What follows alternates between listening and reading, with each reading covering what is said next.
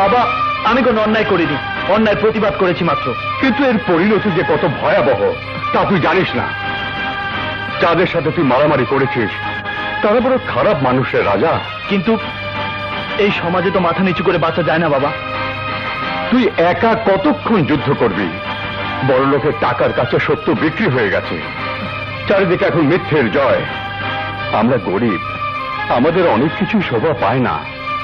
প্রিয়া নামের যে মেয়েটিকে তুই ভালোবাসিস, সে ভালোবাসা একদিন কাল হয়ে দাঁড়াবে, কারণ তুই একজন গরিব ড্রাইভারের ছেলে। বাবা, প্রিয়ার ইচ্ছেই তার সাথে আমার ভালোবাসা হয়েছে। সে যদি না চায় আমি অধিকার খাটাতে যাব না। তবে সে যদি আমার কাছে আসে আমি তাকে ফিরিয়ে দিতে পারবো না।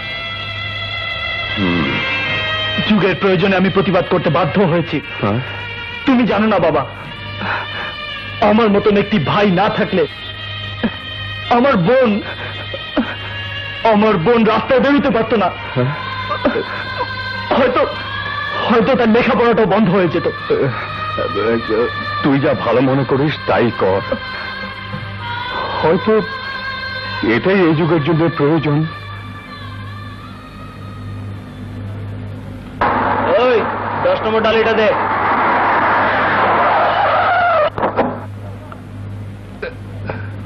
কেন ওস্তাদ কোন ম্যাডামে জানে আইছে?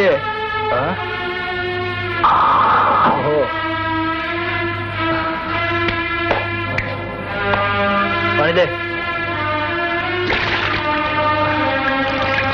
বশির মিয়া, জায়গাটা মেপে দেখা তো।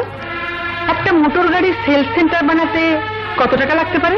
এক্সকিউজ মি, জায়গাটা যদি আপনি কেনার চিন্তা করে থাকেন তাহলে মালিকের সাথে কথা বলুন, কারণ গ্যারেজটা আমি ভাড়া নিয়েছি।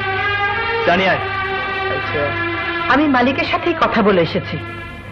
সেলস সেন্টার বানিয়ে এটা আমি তোমাকেই দিয়ে দেব। চা? প্রয়োজন নেই। Thank you.